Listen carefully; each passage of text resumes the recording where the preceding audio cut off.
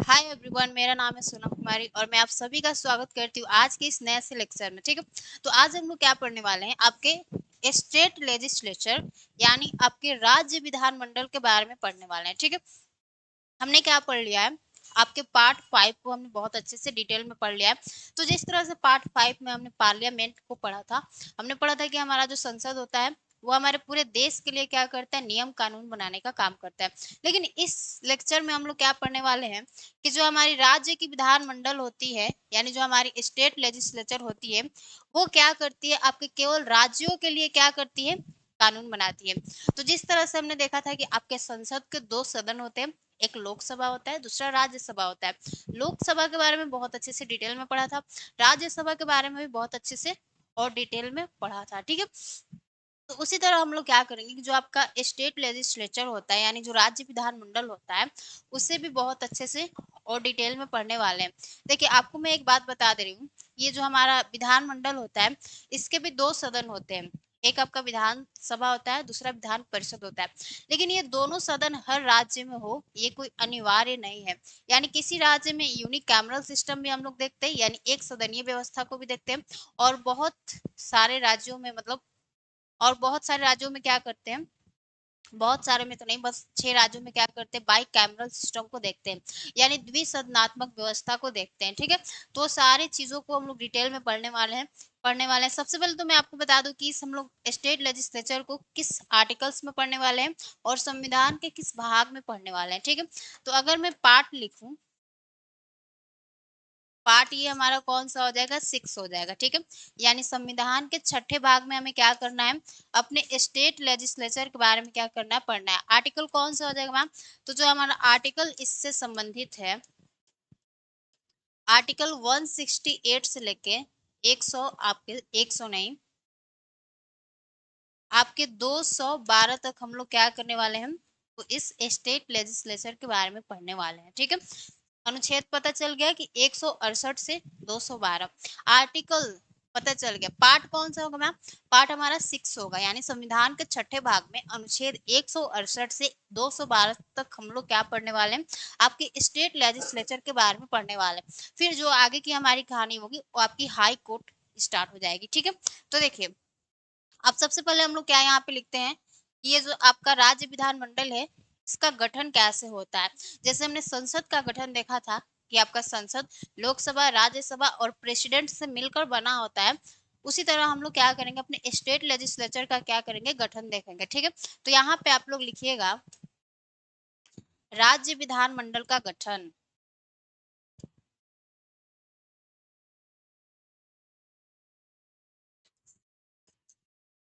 राज्य विधान मंडल का गठन। ठीक है, यानी जो हमारी स्टेट लेजिस्लेचर होते हैं, यानी जो विधानमंडल होता है, उसका गठन कैसे होता है, थोड़ा सा उससे हमें क्या करना है, देखना है। बहुत अच्छे से देखेंगे और समझते हुए चलेंगे। तो देखिए, अगर हम लोग किसकी बात करते हैं, राज्य विधानमंडल के गठन की बात करते हैं, तो आपके राज्य विधानमंडल के गठन में हमें कोई एकरूपता देखने को नहीं मिलता है। मैम ये क्या आपने बोल दिया, एकरूपता का मतलब क्या हो गया कि हम लोग क्या देखते हैं कि हमारे अधिकांश राज्यों में क्या होता है, एक सदनीय व्यवस्था पाया जाता है। एक सदनीय मतलब केवल विधानसभा है, लेकिन वर्तमान में केवल 6 राज्यों में क्या होते हैं, आपकी विधानसभा और विधान परिषद दोनों सदन हमें देखने को मिलता है।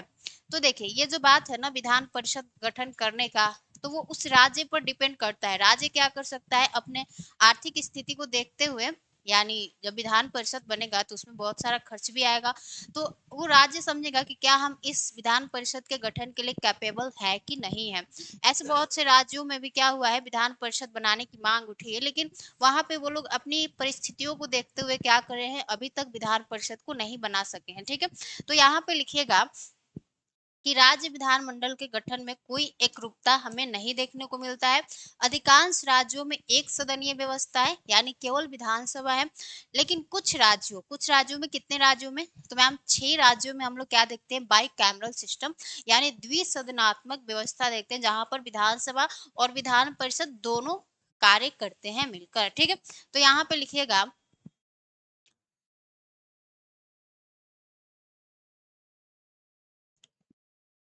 के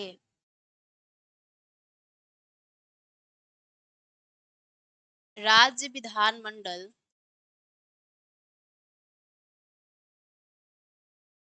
के गठन में कोई एकरूपता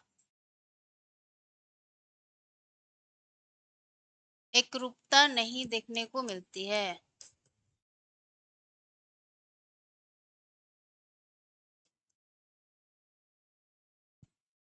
नहीं देखने को मिलती है, ठीक है। तो एकरूपता नहीं देखने को मिलती है, क्यों नहीं देखने को मिलती है?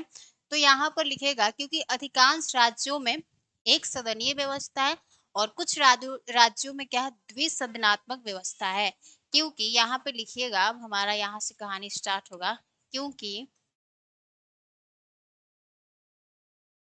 क्योंकि अधिकांश राज्यों में आप लोग क्या देखते हैं, एक सदनीय व्यवस्था। क्योंकि अधिकांश राज्यों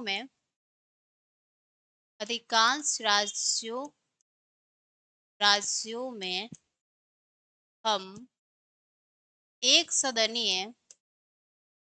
सदनीय यानी यूनिकैमरल सिस्टम को क्या करते देखते हैं, ठीक है। एक सदनीय व्यवस्था को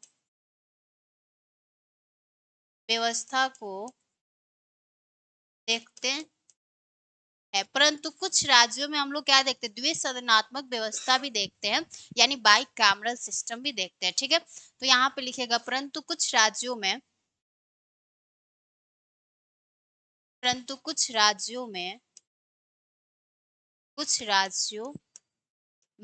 हम लोग क्या देखते हैं मैम, तो द्विसदनात्मक व्यवस्था भी देखते हैं, परंतु कुछ राज्यों में द्विसदनात्मक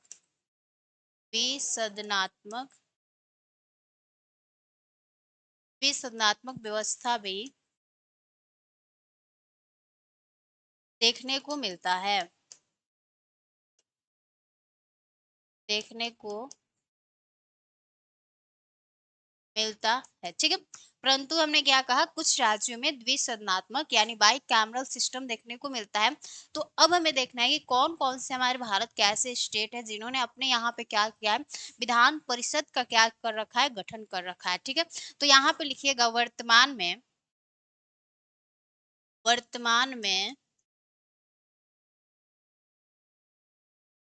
केवल 6 राज्यों में बाई कैमरल, एक बार इंग्लिश एक बार हिंदी लेके चलेंगे, ठीक है, ताकि पता ना चले कहीं इंग्लिश वर्ड आ जाए तब। बाई कैमरल सिस्टम देखने को मिलता है।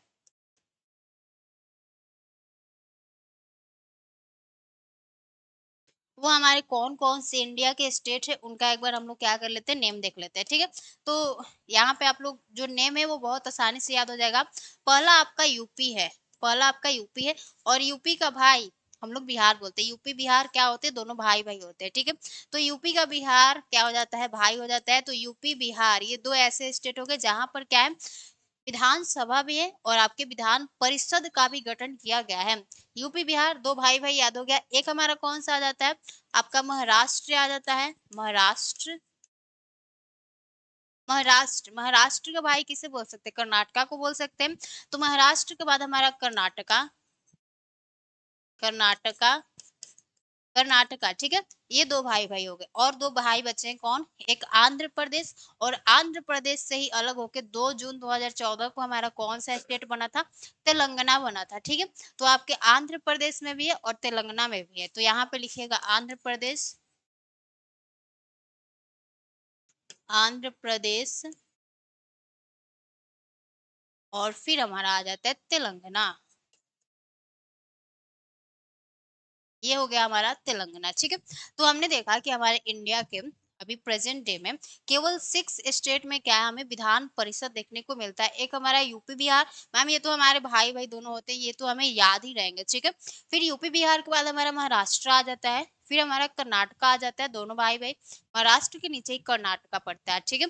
फिर आंध्र प्रदेश, और आंध्र प्रदेश से ही अलग राज्य किसको बनाया गया है, तेलंगाना को। कब बनाया गया था, 2 जून 2014 को बनाया गया था, ठीक है।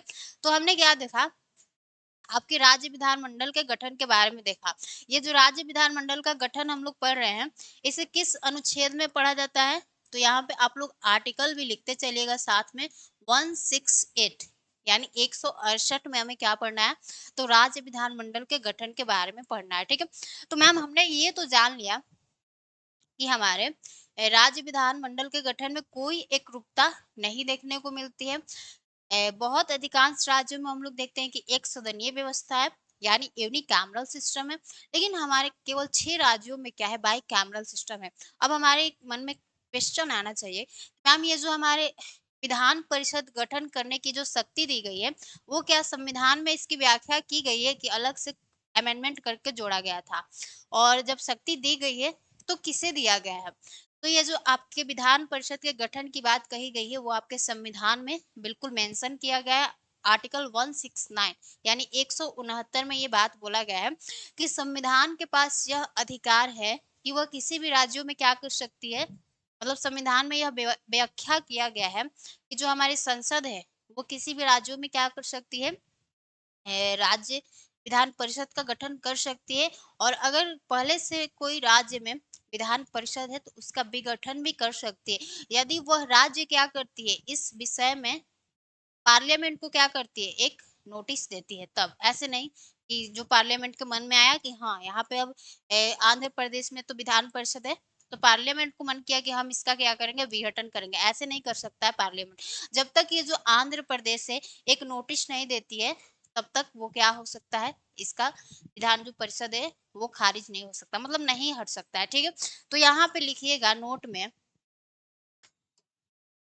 आपको नोट में क्या लिखना है कि संविधान में राज्यों में विधान परिषद के गठन एवं विघटन की क्या की गई है, व्याख्या की गई है। किस अनुच्छेद में? 169 में। यहाँ पे लिख लीजिएगा, संविधान में राज्यों में विधान परिषद के गठन गठन एवं विघटन की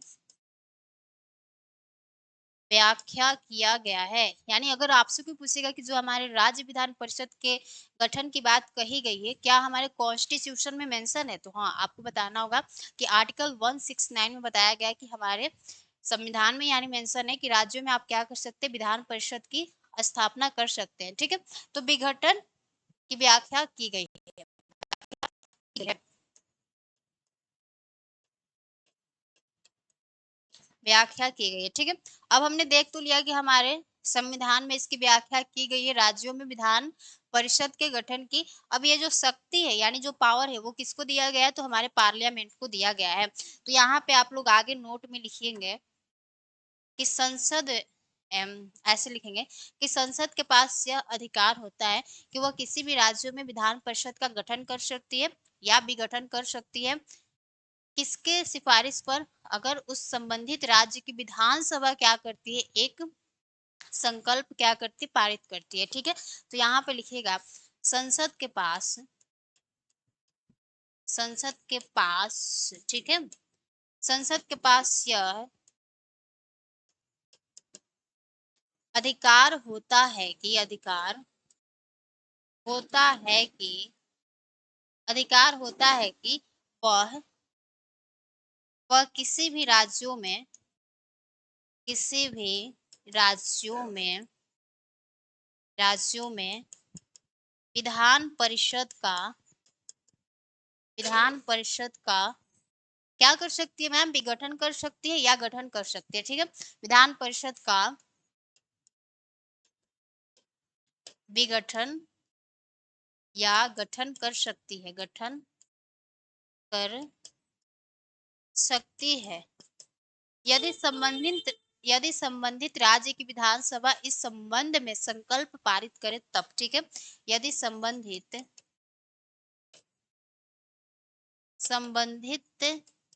राज्य की विधानसभा, ऐसे शॉर्ट नेम लिख रहे हैं, ठीक है। यदि संबंधित राज्य की विधानसभा इस संबंध में संकल्प पारित करे, ठीक है, में संकल्प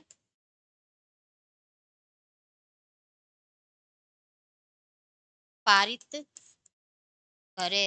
ये नहीं कि पार्लियामेंट को जब मन में आया उठा और चलो बोला कि चलो अब यूपी में आज से क्या होगा, विधान परिषद नहीं होगा। नहीं, जब तक पार्लियामेंट क्या कर सकता है, जब तक यानी उस राज्य की विधानसभा नहीं इस संबंध में एक संकल्प पारित करती है, तब तक कोई भी पार्लियामेंट किसी भी राज्यों की विधान परिषद को समाप्त नहीं कर सकता है, ठीक है। तो ये हमने क्या देख लिया आपके, इसको लिख लीजिएगा। ये जो संविधान में व्याख्या किया गया है विधान परिषद के गठन की, वो आपके अनुच्छेद 169 में कहा गया है, 169। तो आर्टिकल 168 को भी हमने कवर कर लिया और आपके आर्टिकल 169 को, दोनों को कवर कर लिया, ठीक है। अब हम लोग क्या देखेंगे, आपके राज्य विधान परिषद का गठन कैसे हो, सॉरी, राज्य विधान परिषद का भी गठन देखेंगे, फिर और आपके राज्य विधान सभा का भी गठन देखेंगे, ठीक है। तो यहाँ पे आप लोग अब लिखिएगा, दोनों सदनों का गठन, दोनों सदनों का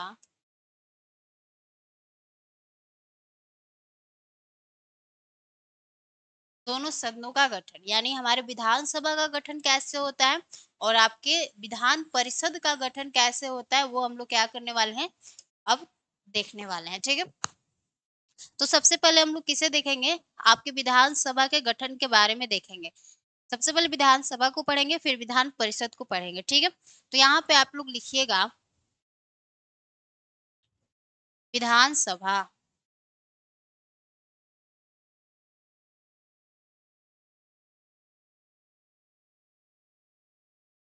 विधानसभा, ठीक है। अब इसके बारे में हम लोग कुछ कुछ जो हमारे लिए बातें इंपॉर्टेंट है उसे क्या कर लेते हैं, देख लेते हैं। तो मैम इसमें हम लोग क्या देखने वाले हैं, सबसे पहले तो देखेंगे कि जो हमारे विधानसभा के सदस्य होते हैं उनका चुनाव कैसे होता है, यानी कौन से व्यक्ति जाके विधानसभा में बैठते हैं, उनका इलेक्शन कैसे होता है। फिर हम लोग जानेंगे कि आपके विधानसभा में मैक्सिमम सीट कितना होता है और मिनिमम सीट कितना होता है। फिर हम लोग जानेंगे कि क्या आपके विधानसभा में जो हमारे एससी और एसटी यानी शेड्यूल कास्ट और शेड्यूल ट्राइब है, क्या उनके लिए भी सीटों का आरक्षण किया गया है।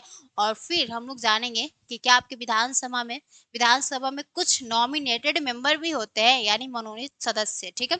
तो सारी बातें जानते हैं। तो देखिए, अब मेरे साथ में आप लोग क्या कीजिएगा, नोट्स बनाते हुए चलिएगा। तो सबसे पहले तो हम लोग क्या जानेंगे कि जो आपके विधानसभा के सदस्य होते हैं उनका चुनाव कैसे होता है। पहले सदस्य को तो इसमें बैठा ले तब तो कुछ करेंगे। फिर जानेंगे मैक्सिमम सीट क्या होता है और फिर जानेंगे कि सीटों का आधार क्या होता है, यानी कैसे हम लोग बोलते हैं कि जो विधानसभा का मैक्सिमम सीट होता है वो 500 होता है, किस आधार पे हमने बोला है वो भी जानेंगे, ठीक है। तो यहाँ पे आप लोग लिखिए, विधानसभा के सदस्यों को, ज्यादा पतला हो गया,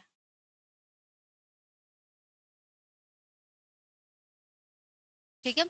तो ये लिखिए, विधानसभा के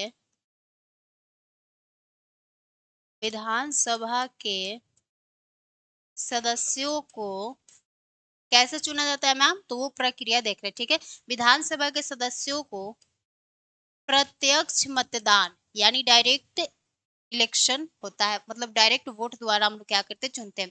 तो विधानसभा के सदस्यों को प्रत्यक्ष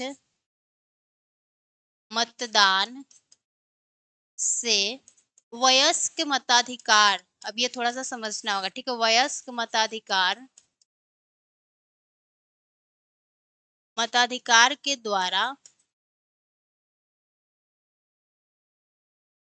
चुना जाता है, ठीक है, चुना जाता है। यानी हमने क्या कहा कि जो आपके विधानसभा के सदस्य होते हैं उनका चुनाव कैसे होता है। तो सबसे पहले तो यहाँ पे देखना है कि मैम यहाँ पे इनका इलेक्शन कैसे होता है, प्रत्यक्ष मतदान द्वारा एक तो होता है। फिर हमने क्या कहा, आपके वयस्क मताधिकार, फिर हमने क्या कहा, वयस्क मताधिकार के द्वारा क्या किया जाता है, इनके सदस्यों का चुनाव होता है। प्रत्यक्ष मतदान यानी हम लोग जो जनता होती है वो खुद क्या करती है, विधानसभा के सदस्यों का चुनाव करती है, वो भी कैसे, तो वयस्क मताधिकार के द्वारा। वयस्क मताधिकार का मतलब क्या होता है, कि आप एक निश्चित आयु प्राप्त करने के बाद क्या कर सकते हैं, वोट दे सकते हैं। जैसे हमारे यहाँ पे वोट देने की जो आयु सीमा बताई गई है वो कितना बताया गया है, तो 18 वर्ष बताया गया है। पहले कितना था, 21 वर्ष था। ठीक है, तो आपको समझ में आ गया कि मैम एक हमारे देश का ऐसा नागरिक जो कि वो निश्चित आयु एक प्राप्त कर लिया हो, निश्चित आयु कौन सा है, तो 18 वर्ष से, तो वो क्या कर सकता है, विधानसभा के सदस्यों का क्या कर सकता है, चुनाव कर सकता है। और वो भी कैसे, प्रत्यक्ष मतदान के द्वारा। ठीक है, तो ये तो बात हो गया कि इनके सदस्यों का चुनाव कैसा होगा। अब इसमें हमें क्या देखना है कि इसमें अधिकतम संख्या कितनी होती है, किसकी भाई, तो सदस्यों की। ठीक है, तो इसमें अधिकतम संख्या, इसमें अधिकतम संख्या कितना होता है, 500 होता है। ठीक है, 500 होता है, 500 होता है। और न्यूनतम कितना होता है, 60 होता है। ठीक है, तथा न्यूनतम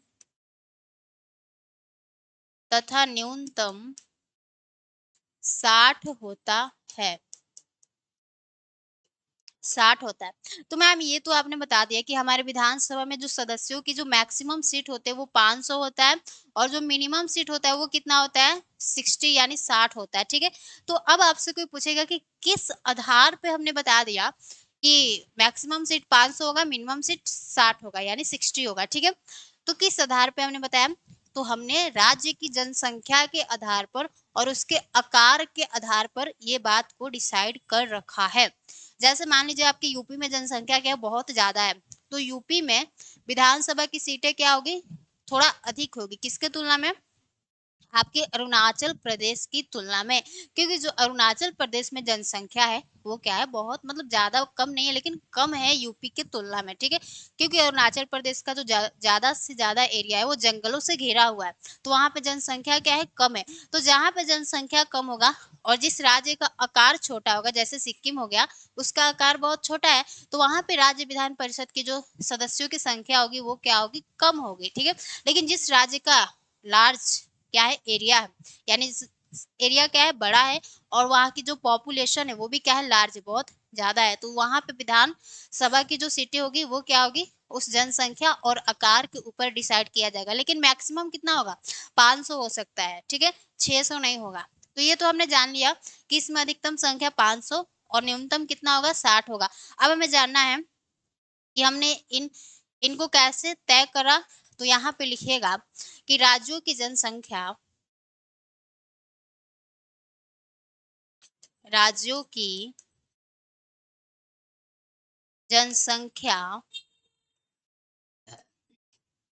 एवं सीटों का आधार क्या रहा है, ऐसे लिखेंगे। ठीक है,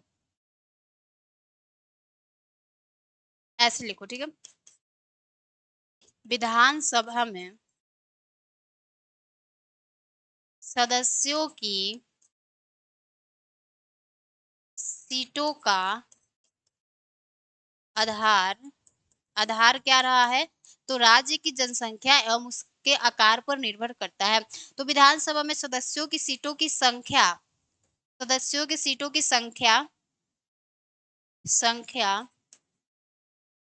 संख्या किस पे निर्भर करती है, मेरे साथ बोलिए, तो हमारे राज्य की जनसंख्या और आकार पर निर्भर करती है। तो विधानसभा में, यहाँ पे मैंने में छोड़ दिया है। ठीक है, विधानसभा में सदस्यों की संख्या, ओहो रुको, विधानसभा में सदस्यों की सीटों की संख्या राज्यों के राज्यों के आकार एवं जनसंख्या पर क्या करती है, तो डिपेंड करती है यानी निर्भर करती है। ठीक है, जनसंख्या पर निर्भर करती है, यानी राज्यसभा में, सॉरी राज्यसभा नहीं, विधानसभा होगा। विधानसभा में जो सदस्यों की संख्या होती है वो किसके आधार पर ये तय किया गया है, तो राज्य की जनसंख्या एवं उसके आकार पर तय किया गया है। बस इतना की पॉइंट्स जो है उसको याद रखना है। ठीक है, अब हमें देखना है कि क्या आपके विधानसभा में क्या नॉमिनेटेड मेंबर भी होते हैं, क्या कोई मनोनीत सदस्य भी होता है या नहीं होता है। ठीक है, तो यहाँ पे आप लोग हेडिंग क्या डालेंगे, मनोनीत सदस्य। मनोनीत मनोनीत सदस्य, ठीक है। तो जब हम लोग नॉमिनेटेड मेंबर की बात करते हैं तो आपके 2020 से पहले हमारे जो राज्यों के गवर्नर हुआ करते थे, जो राज्यपाल हुआ करते थे, वो क्या करते थे, एक एंग्लो इंडियन को क्या करते थे, आपकी विधानसभा में नॉमिनेट करते थे। एंग्लो इंडियन कौन होते हैं, तो जिसके मान लीजिए यहाँ की कोई लड़की है और इस लड़की से, यहाँ की लड़की से मान लीजिए अंग्रेजों ने शादी किया था, लेकिन उस लड़की का बच्चा हुआ, फिर अंग्रेज उसे छोड़कर चले गए, तो उस लड़की का जो बच्चा है फिर वो बड़ा होगा, आदमी बनेगा, तो वही क्या कहलाता है, एंग्लो इंडियन कहलाता है। तो पहले 2020 से पहले क्या हुआ करता था, एंग्लो इंडियन को, एक एंग्लो इंडियन इंडियन को हम लोग क्या करते थे, आपके विधानसभा में जगह देते थे, लेकिन अब नहीं, ठीक है। तो यहाँ पे लिख लीजिएगा 2020 से पहले, 2020 से पहले एक एंग्लो इंडियन को, एक एंग्लो इंडियन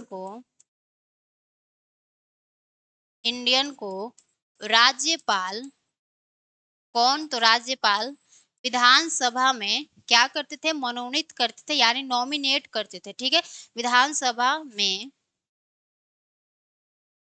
मनोनीत करते थे, मनोनीत करते थे, परंतु अब नहीं, ठीक है, परंतु अब नहीं, प्रेजेंट डे में ऐसा नहीं होता है। अब हमें देखना है कि क्या आपके विधानसभा में अनुसूचित जाति और जनजातियों के लिए भी सीटों का आरक्षण किया गया है, तो इस सवाल का जवाब आता है हाँ। आपके विधानसभा में अनुसूचित जाति एवं जनजातियों के लिए भी क्या किया गया है, उनके जनसंख्या के आधार पर क्या किया गया है, तो सीटों का आरक्षण किया गया है। तो यहाँ पे लिखिएगा अनुसूचित जाति, अनुसूचित जाति, अनुसूचित जाति एवं जनजाति के लिए, जनजाति के लिए सीटों का आरक्षण, सीटों का आरक्षण। तो जब इसकी बात की जाती है तो आपकी विधानसभा में क्या किया गया है भाई, तो एससी और एसटी कम्युनिटी के लिए क्या किया गया है, सीटों का आरक्षण किया गया है। किस आधार पर, तो उनके जनसंख्या के आधार पर। तो यहाँ पे लिखिएगा एससी एवं एसटी के लिए सीटों का आरक्षण, सीटों का आरक्षण उनकी जनसंख्या के आधार पर किया गया है, ठीक है। उनकी जनसंख्या के, एक मिनट, उनकी जनसंख्या के आधार पर किया गया है, आधार पर किया गया है, ठीक है, किया गया है। यानी हमने क्या कहा, शेड्यूल कास्ट और शेड्यूल ट्राइब के लिए भी क्या हमने कर रखा है, तो आपकी विधानसभा में सीटों का आरक्षण कर रखा है। किस आधार पर, तो मैम आपके जनसंख्या के आधार पर हमने क्या किया है, सीटों का आरक्षण किया है, ठीक है। तो ये क्या हो जाता है, आपका विधानसभा हो जाता है। अब हम लोग विधान परिषद पे आ जाते हैं, ठीक है। ये हो गया आपका विधानसभा। तो देखिए विधानसभा के बारे में एक बार हम लोग क्या कर लेते हैं, इसका रिवीजन कर लेते हैं कि क्या क्या चीजें हमने इसमें पढ़ा है। तो देखिए सबसे पहले हमने क्या कहा कि आपके विधानसभा में सदस्यों का चुनाव कैसे करा जाता है। तो हमने कहा कि विधानसभा के सदस्यों को प्रत्यक्ष मतदान से वयस्क मताधिकार के द्वारा क्या करा जाता है, चुना जाता है। प्रत्यक्ष मतदान वयस्क मताधिकार का मतलब क्या होता है, जब आप एक निश्चित आयु प्राप्त कर लेते हैं, यानी 18 वर्ष से अधिक के हो जाते हैं, तो आप क्या करते हैं, विधानसभा के सदस्यों को चुन सकते हैं, ठीक है। फिर मैंने क्या कहा कि इसमें अधिकतम संख्या 500 होता है, यानी सीटों का संख्या बताया किसका, सीट का, तो मैक्सिमम 500 होगा, मिनिमम कितना होगा, 60 होगा, ठीक है। इन सीटों का आधार क्या है, तो राज्य के आकार एवं जनसंख्या पर निर्भर करता है, ठीक है। यहाँ पे आकार हो जाएगा और यहाँ पे जनसंख्या हो जाएगा, ठीक है। फिर हमने कहा कि क्या विधानसभा में कोई मनोनीत सदस्य भी होते हैं। तो 2020 से पहले हमारे राज्यपाल क्या करते थे, एक एंग्लो इंडियन को आपके विधानसभा में मनोनीत करते थे, लेकिन इसे अब समाप्त कर दिया गया है। फिर आपसे मैंने बोला कि अनुसूचित जाति एवं जनजाति के लिए भी क्या किया गया, आपके सीटों का आरक्षण किया गया है विधानसभा में, तो उसका भी आंसर आएगा हाँ। किस आधार पर किया गया है, तो मैम उनके जनसंख्या के आधार पर किया गया है। तो ये हो गया आपका विधानसभा। अब हम लोग आते विधान परिषद पे। एक मिनट, इस विधानसभा को आप लोग इसका अनुच्छेद लिख लीजिए कि इसे हम लोग किस अनुच्छेद में पढ़ने वाले हैं, तो 170। ये हमारा क्या हो जाता है, आर्टिकल हो जाता है, आर्टिकल, ठीक है। यानी 170 में विधानसभा और 171 में हम लोग क्या पढ़ते हैं, विधान परिषद को पढ़ते हैं। तो यहाँ पे हेडिंग दीजिएगा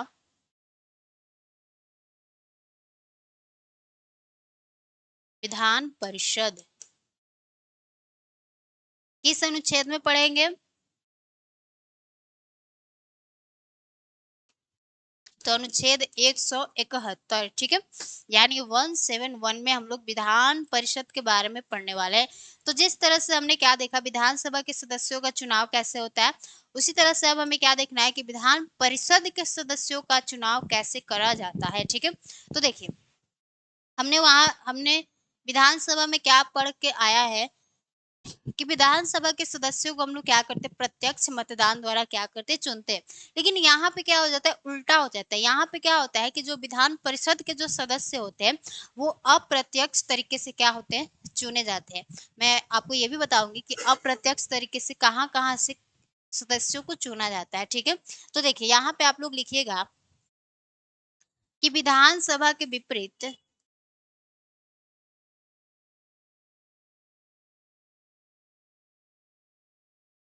विधानसभा के विपरीत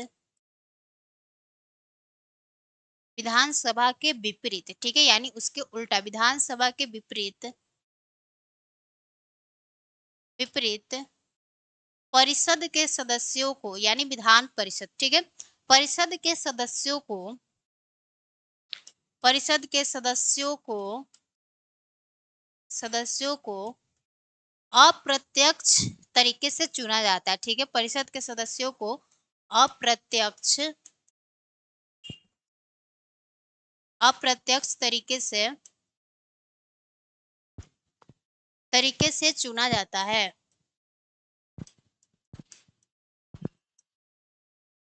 चुना जाता है, ठीक है, चुना जाता है। यानी विधानसभा के विपरीत परिषद के सदस्यों को हम लोग क्या करते हैं, अप्रत्यक्ष तरीके से चुनते हैं। अब ये तो हमने जान लिया कि इनके सदस्यों का चुनाव कैसे होता है। अब हमें जानना है कि इनकी मैक्सिमम सीटें कितनी होती है और मिनिमम सीटें कितनी होती है, ठीक है। तो यहाँ पे लिखेगा इनके सदस्यों की संख्या परिषद में, ऐसे लिखिए, परिषद में सदस्यों की संख्या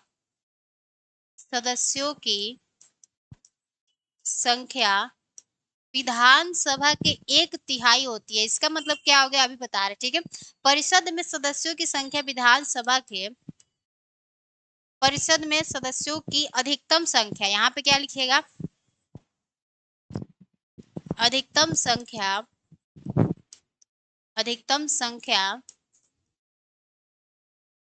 विधानसभा के 1/3 1/3 होती है, ठीक है, 1/3 होती है। ये थोड़ा सा आपको समझ में नहीं आ रहा होगा, लेकिन अभी बता रहे, ठीक है, क्या होता है। मैक्सिमम तो हमने देख लिया, मिनिमम हमें देखना है। तो हमने क्या कहा कि परिषद में सदस्यों की अधिकतम संख्या कितनी होती है, तो विधानसभा के 1/3 होती है, तथा न्यूनतम कितना होता है, तथा न्यूनतम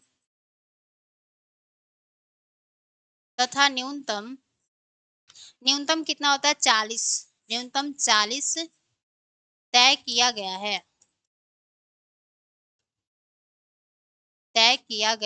ठीक है। तो हमने क्या कहा, देखिए, आपके विधान परिषद में हमने क्या कहा, सदस्यों की संख्या, मैक्सिमम संख्या कितनी होती है, तो हमने कहा, विधानसभा नहीं, विधान परिषद, हमने कहा कि परिषद में सदस्यों की संख्या, अधिकतम संख्या कितनी होती है, तो विधानसभा के 1/3 होती है। विधानसभा के 1/3 का मतलब क्या हो गया कि मान लीजिए हमारा क्या हो गया, आपका बिहार हो गया, ठीक है, बिहार ये हो गया। तो बिहार में आपकी विधानसभा का सीटें कितने दी गई, मतलब कितने सीटें हैं, तो 243 है मैम, 243 है, ठीक है।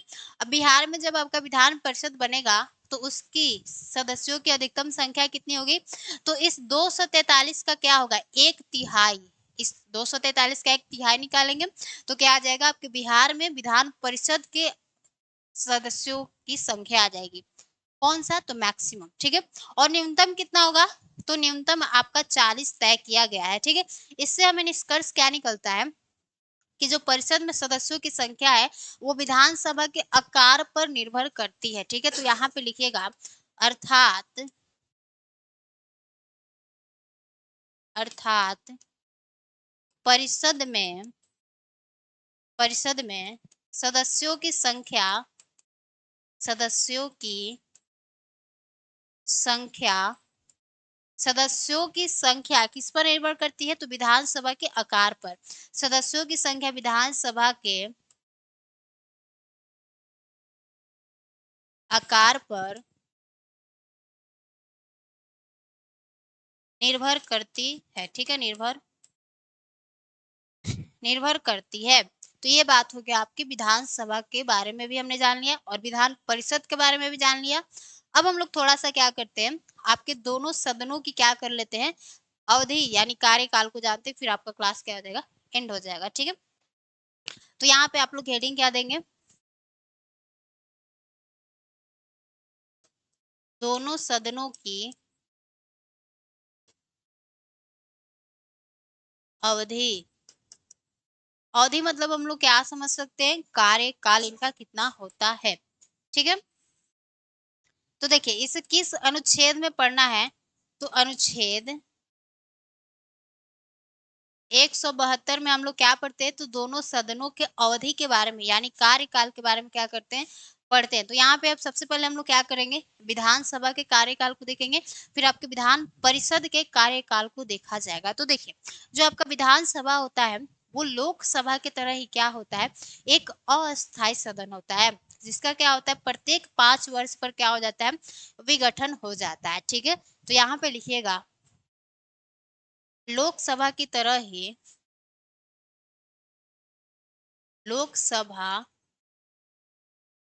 की तरह ही जो आपका विधानसभा होता है, विधानसभा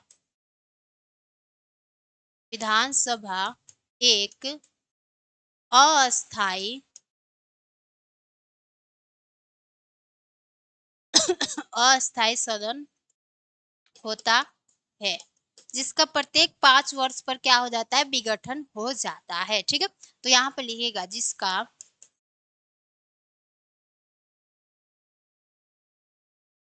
प्रत्येक 5 वर्ष पर विघटन हो जाता है, विघटन हो जाता है। यानी हम लोग लोकसभा का कार्यकाल कितना देखते हैं, तो 5 वर्ष, यानी आम चुनाव के पहली बैठक के पश्चात से कितना होता है, 5 वर्षों तक होता है। तो उसी तरह आपके विधानसभा का भी कार्यकाल कितना होता है, 5 वर्ष ही होता है। क्यों, क्योंकि जो विधानसभा भी होता है आपका अस्थायी सदन होता है।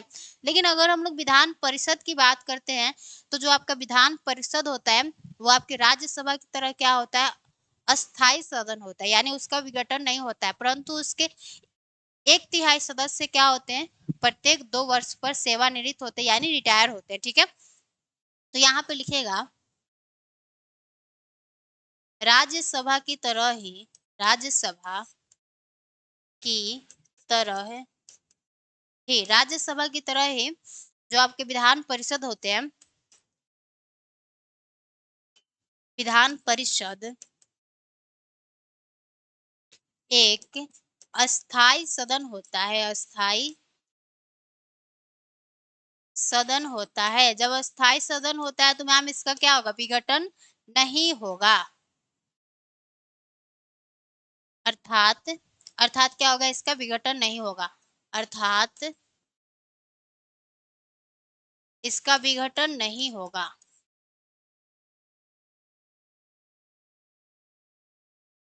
विघटन नहीं होगा। परंतु इसके एक तिहाई सदस्य क्या होते, प्रत्येक 2 वर्षों पर क्या होते, सेवानिवृत्त होते हैं। ठीक है, तो यहाँ पे इस कलर से हम लोग लिखते हैं, परंतु इसके एक तिहाई सदस्य, एक तिहाई सदस्य प्रत्येक 2 वर्ष पर, प्रत्येक 2 वर्ष पर क्या होते, सेवानिवृत्त यानी रिटायर होते। ठीक है, प्रत्येक 2 वर्षों पर, 2 वर्षों पर सेवानिवृत्त निवृत्त होते हैं। ठीक है, तो ये हमने क्या देख लिया, आपके विधान मंडल का गठन देख लिया, और आपके विधान परिषद का गठन कैसे होता है, विधानसभा का गठन कैसे होता है, वो सारी बातें हमने देख लिया। ठीक है, लेक्चर छोटा रखते ताकि आपको थोड़ा लेंदी ना लगे और ये समझने में क्या हो, आसानी हो। ठीक है, तो ये हमने क्या देख लिया, आपके राज्य विधानमंडल का गठन क्या होता है, जिसे 168 यानी 168 में हमने ये देखा। तो ये सारी बातें मैंने आपको बताया। फिर हमने आपको बताया कि आपके 169 में बताया गया है कि हमारे संविधान में यानी मेंशन किया गया है कि आप राज्यों में क्या कर सकते हैं, विधान परिषद का गठन कर सकते हैं। ठीक है, फिर उसके बाद हमने क्या देखा, फिर उसके बाद हमने दोनों सदनों का गठन देखा, जिसमें विधानसभा का हमने गठन देखा, फिर आपके विधान ओके फिर आपके विधान परिषद का गठन देखा। फिर इनको देखने के बाद हमने क्या देखा, आपके दोनों सदनों की अवधि के बारे में देखा।